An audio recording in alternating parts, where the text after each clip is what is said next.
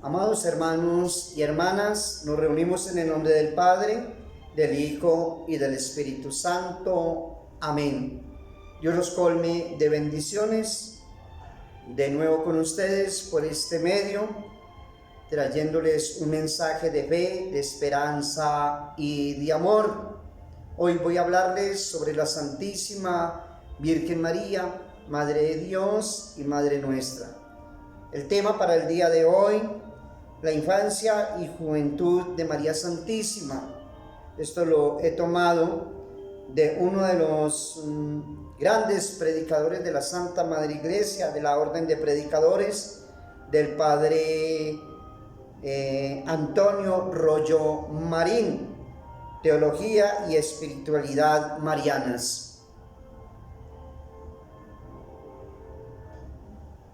En esta primera parte, amados hermanos y hermanas, vamos a hablar sobre los datos referentes a María desde su nacimiento hasta sus desposorios con San José. En primer lugar, la patria, es decir, dónde vivió María Santísima. Dice el padre Rollo Marín: no sabemos exactamente dónde nació María. 4 ciudades se disputan el honor de haber sido la cuna de la Madre de Dios. Séforis, capital entonces de Galilea, a unos 5 kilómetros de Nazaret. Belén, Jerusalén y Nazaret. Esta última es la más probable. Allí al menos la encontramos la primera vez que el Evangelio nos habla de ella con motivo de la Anunciación. San Lucas capítulo 1, versículos 26 y 27.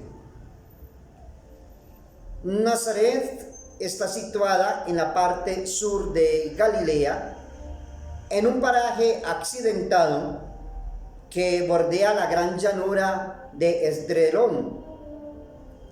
En tiempo de María era una aldea pequeña, sin importancia. El Antiguo Testamento no la nombra ni una sola vez. El galileo Natanael tenía una idea muy clara de su insignificancia cuando preguntó burlón a Felipe: ¿de Nazaret puede salir algo bueno? Juan capítulo 1, versículo 46. Sus casas eran menos que modestas.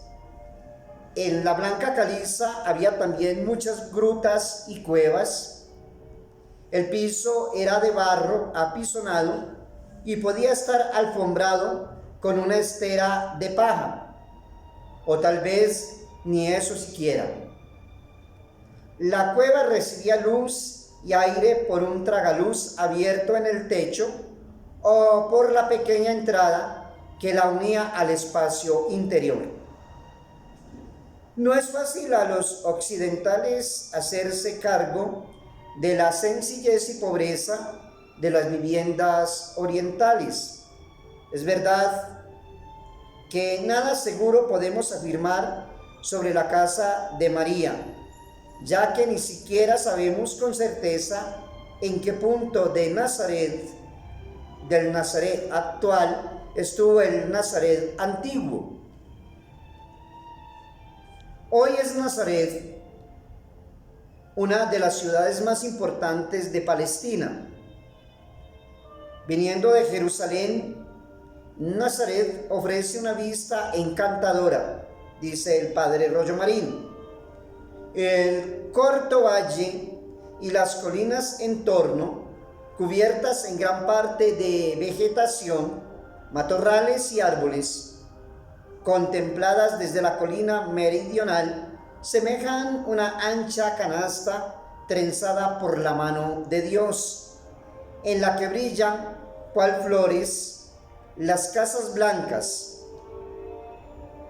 Pero en su interior, Nazaret es mucho menos atrayente. Calles estrechas, empinadas y sucias, con su empedrado resbaladizo y desigual, en el que es fácil deslizarse, sobre todo en tiempo de humedad. Las grandes iglesias, conventos y escuelas de los europeos contrastan con las pobres y pequeñas casas de los naturales del país. La estirpe. ¿A qué familia pertenecía María Santísima? Dice el padre Rollo Marín, sabemos ciertamente que María descendía de la nobleza más alta de su pueblo, la casa de David. San Pablo dice expresamente que Jesús era según la carne, descendiente de David. Romanos capítulo 1, versículo 3. Pero esto no sería exacto si María no fuera hija de la casa de David, porque no a través de José, sino exclusivamente a través de María Santísima, tiene Jesús entronque según la carne con la estirpe de David. Las palabras del ángel Gabriel, el Señor Dios le dará el trono de David su padre, Lucas 1:32, deben tomarse en sentido estricto. Nadie impide, por otra parte, que también José fuera de la casa de David, como se dice claramente en otros lugares del Evangelio, Lucas 1:27 y Lucas 2:4. El largo y modesto viaje a Belén para empadronarse lo hicieron los dos, a pesar del delicado estado de María, porque ambos eran de la familia y estirpe de David, oriunda de Belén. Sin embargo, esta estirpe davídica quedaba muy lejos para María y José. Consta claramente por los datos del Evangelio que eran muy pobres. San José ejercía el humilde oficio de carpintero y artesano, Mateo 13:55, como más tarde el mismo Jesús en Marcos 6:3. Y al presentar a Jesús en el templo, ofrecieron la ofrenda de los pobres, un par de tórtolas o pichones, Lucas 2:24. Era lo que correspondía a los padres de aquel que siendo rico se hizo pobre por amor nuestro, a fin de enriquecernos con su pobreza, nos dice San Pablo en su segunda carta a los Corintios, capítulo 8, versículo 9. Los padres de María Santísima. Dice el padre Rollo Marín, nada sabemos acerca de los padres de María, ni siquiera cómo se llamaban.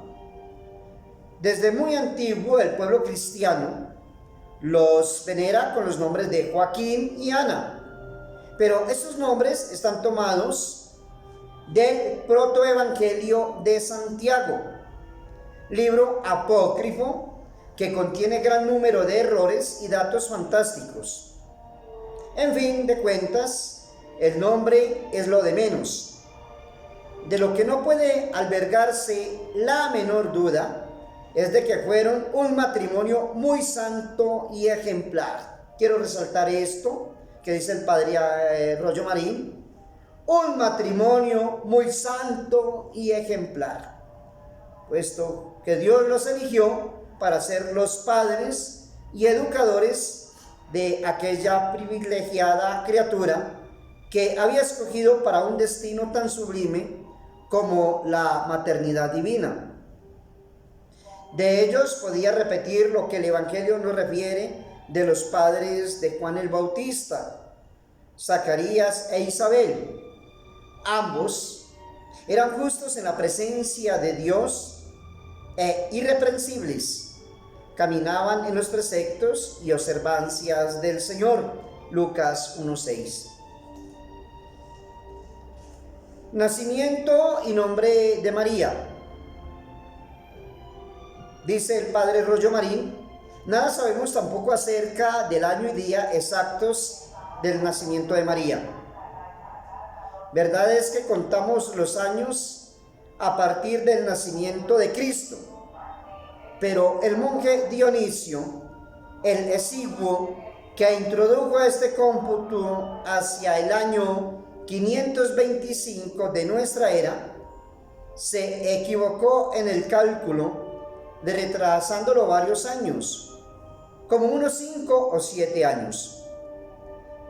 De manera que si María contrajo los esponsales con San José a los 13 o 14 años, como era costumbre general entonces, y a estos añadimos los 5 o 7 de equivocación de Dionisio el exiguo, al fijar el año del nacimiento de Cristo, ocurrido ciertamente con anterioridad a la fecha que él señala como comienzo de nuestra era, hay que concluir que María debió de nacer entre los años 21, 18 antes de nuestra actual era cristiana. En cuanto al mes y al día de su nacimiento, es imposible fijarlo. La Iglesia lo celebra desde tiempos antiguos el 8 de septiembre. Sus padres le impusieron el nombre de Miriam, en honor quizá de la hermana de Moisés y de Aarón, que fue la primera en llevarlo. Éxodo, libro del Éxodo, capítulo 15, versículo 20. En la versión de los 70 aparece este nombre como Mariam, palabra que vemos después algunas veces en los evangelios, aunque la forma griega María es la más frecuente y la que ha prevalecido entre el pueblo cristiano. En cuanto al significado de la palabra María, no se han puesto todavía de acuerdo los filósofos y lingüistas.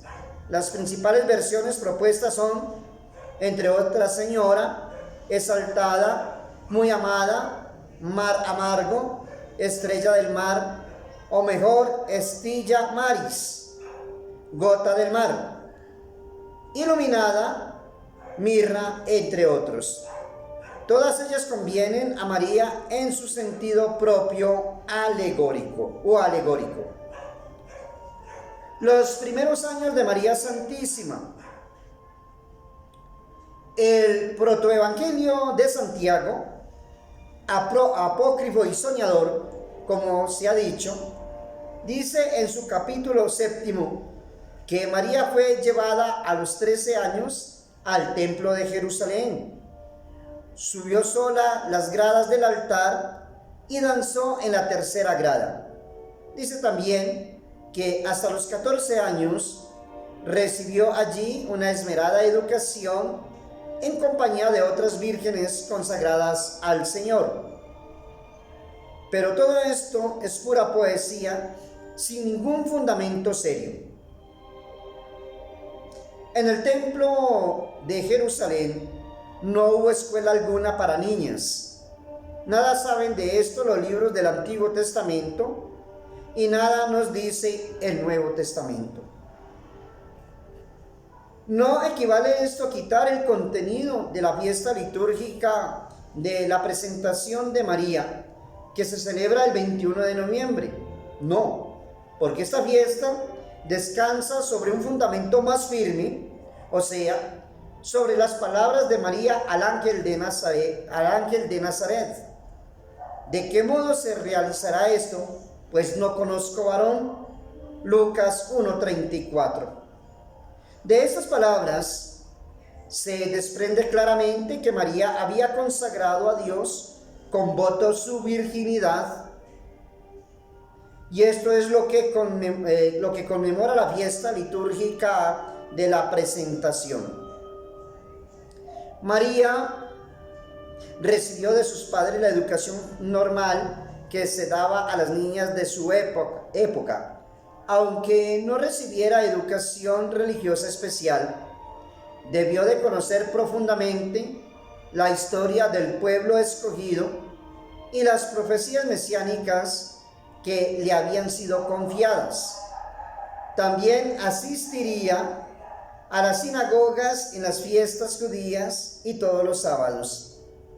Allí se leían mañana y noche trozos de la ley y los profetas, trasladados al arameo, la lengua del pueblo. Se hacían comentarios sobre textos de la Sagrada Escritura y se cantaban salmos. María debió de ir con sus padres en peregrinación a Jerusalén, como estaba mandado, y allí aprendería los salmos graduales que los peregrinos cantaban caminando hacia la ciudad santa. Continúa el padre Rollo Marín. Podemos pensar, sin duda alguna, que su vida espiritual estaría alimentada también por el recogimiento y la devoción privada. Todo buen judío oraba con frecuencia y levantaba a Dios su corazón al comenzar y terminar el día. Se rezaba antes y después de las comidas, se recitaban los salmos en privado y existía una plegaria aplicable a cada acontecimiento de la vida.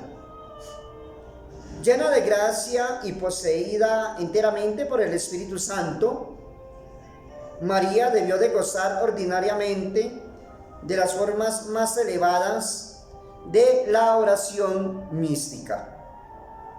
En su alma purísima, limpia de todo pecado y de toda inclinación al pecado, hubo comunicaciones divinas inefables, absolutamente imposibles de manifestar a los demás. De ahí que pasase los años de su niñez y adolescencia en completa soledad interior. Esta soledad tuvo influencia decisiva para hacerla la contemplativa silenciosa que todo lo pensaba y meditaba en su corazón, como nos lo dice el evangelista Lucas en el capítulo 2, versículo 19 y versículo 51. En los datos de experiencia múltiples que se aumentaban a diario y le hacían sentir sin cesar que se encontraba sola, no le quedaba más que un refugio y una salvación, el recurso a Dios.